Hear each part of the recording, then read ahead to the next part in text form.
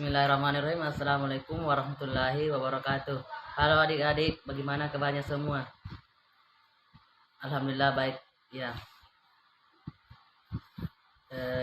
puji syukur kita panjatkan kepada Tuhan Maha Esa atas berkat rahmat dan hidayahnya kita sempat berkumpul tempat ini guna melaksanakan kewajiban kita sebagai mengajar dan belajar. Sebelum kita mulai pembelajaran pada hari ini, alangkah baiknya kita berdoa menurut agama dan kepercayaan kita masing-masing. Berdoa dimulai. Doa selesai. Adik-adik, minggu lalu kita mempelajari tentang geografi. Apakah ada yang masih ingat apa itu geografi? Betul jawaban dari adik-adik bahwa geografi adalah ilmu yang mempelajari tentang permukaan bumi. Baiklah, kita akan mulai pembelajaran pada hari ini. Adapun tujuan pembelajaran pada hari ini yaitu siswa mampu menjelaskan apa itu pencemaran lingkungan. Yang kedua, siswa mampu menjelaskan cara penyebab pencemaran lingkungan. Yang ketiga, siswa mampu menjelaskan penyebab pencemaran lingkungan. Itulah tadi tujuan pembelajaran pada hari ini. Baiklah, saya sebelum saya menampilkan video animasi tentang pencemaran lingkungan, saya akan membagi kelompok dulu, di mana kelompok ini terdiri atas 3. Setiap kelompok silakan memperhatikan video yang saya tampilkan. Jadi dalam video pembelajaran kali ini kita akan membahas mengenai materi pencemaran lingkungan untuk kelas 7 SMP. Ayo kita amati permasalahan yang ada dalam video animasi berikut ini. Tolong diperhatikan dengan teliti ya. Di sini ada kendaraan yang mengeluarkan emisi gas buangnya, kemudian ada pabrik yang mengeluarkan asap melalui cerobong, dan juga ingat ada gedung-gedung, kemudian ada tayangan mengenai gunung berapi. Nah, pada kasus tersebut kita lihat asap yang dikeluarkan dari cerobong ternyata mengandung karbon monoksida, kemudian ada hidrokarbon, dan ada senyawa lain yang berbahaya dan beracun. Gas-gas tersebut akan tersebar ke udara dan tidak disaring atau tidak karena pada cerobong asap tidak memiliki filter. Kemudian ada gunung berapi. Gunung ini akan menghasilkan abu vulkanik ketika gunung berapi tersebut meletus, dan porsinya itu lebih kecil dibandingkan dengan ulah manusia. Karena kegiatan-kegiatan yang ditimbulkan oleh manusia itu semakin hari tidak terkendali dalam menyebabkan pencemaran lingkungan, dan ini merupakan aktivitas alam. Sekarang ayo kita amati 2 gambar berikut ini. Yang pertama adalah gambar pembakaran hutan yang tentunya akan menghasilkan karbon dioksida yang merupakan aktivitas alam. Kemudian ada peternakan sapi yang mengeluarkan kotoran sapi tersebut menghasilkan gas metana.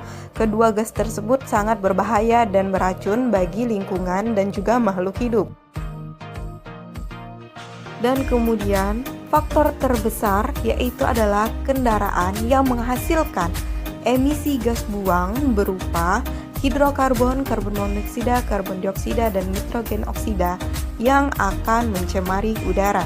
Kemudian faktor lainnya yaitu ada klorofluorokarbon atau CFC yang merupakan senyawa buangan yang dihasilkan dari AC, dan juga ada faktor-faktor lain misalnya asap rokok dan pembakaran sampah.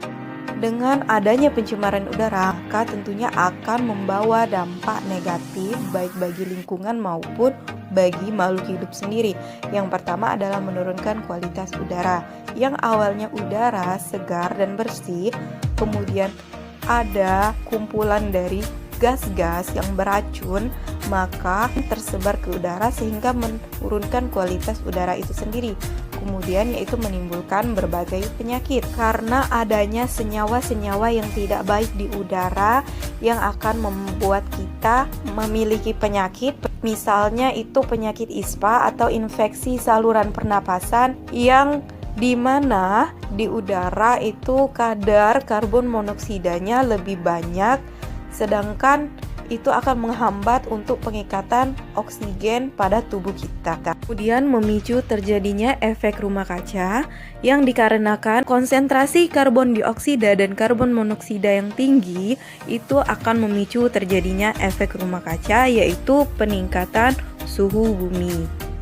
Kemudian merusak lapisan ozon yang diakibatkan oleh senyawa misalnya CFC yang akan terurai dan berlubang. Kemudian mematikan tanaman misalnya disebabkan oleh abu vulkanik dari meletusnya gunung berapi sehingga memicu hujan asam. Hujan asam sendiri itu akan mengandung senyawa sulfur yang bersifat asam dan bisa mematikan tanaman tersebut. Nah, kita sebagai manusia bisa mencegah atau mengatasi pencemaran udara tersebut.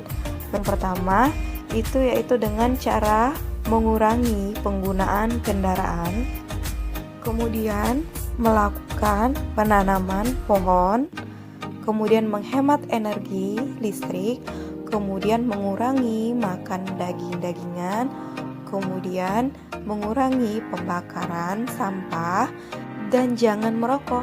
Nah, itulah tadi pembahasan mengenai pencemaran lingkungan, tepatnya pencemaran udara. Semoga bisa dipahami dengan baik dan bermanfaat bagi kita semua. Untuk pencemaran air, tanah, dan pencemaran lingkungan secara umum akan dibahas pada video berikutnya. Assalamualaikum warahmatullahi wabarakatuh. Itulah tadi video pembelajaran mengenai pencemaran lingkungan yang telah Bapak tampilkan. Jadi setiap kelompok silahkan mendiskusikan permasalahan mengenai pencemaran lingkungan yang Bapak tampilkan di video tadi. Setelah mendiskusikan bersama teman kelompoknya, saya persilahkan setiap kelompok untuk mempresentasikan hasil video tersebut. Jadi Bapak akan memberikan waktu 5 menit untuk mendiskusikan materi bersama teman kelompoknya.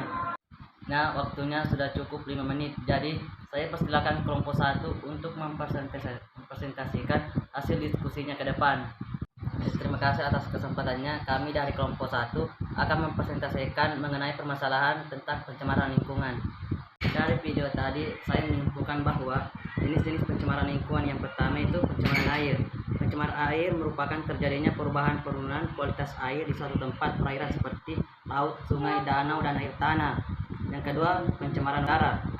Pencemaran udara adalah masuk dan bercampurnya unsur-unsur berbahaya ke dalam atmosfer sehingga memunculkan polusi udara. Yang ketiga, pencemaran tanah. Pencemaran tanah atau darat merupakan penurunan kualitas tanah akibatnya ke dalam polutan ke lingkungan tanah berupa zat kimia, debu, panas, suara, radiasi, dan mikroorganisme. Itulah tadi kesimpulan dari saya. Itulah tadi presentasi dari kelompok 1. Lebih dan kurangnya mohon dimaafkan.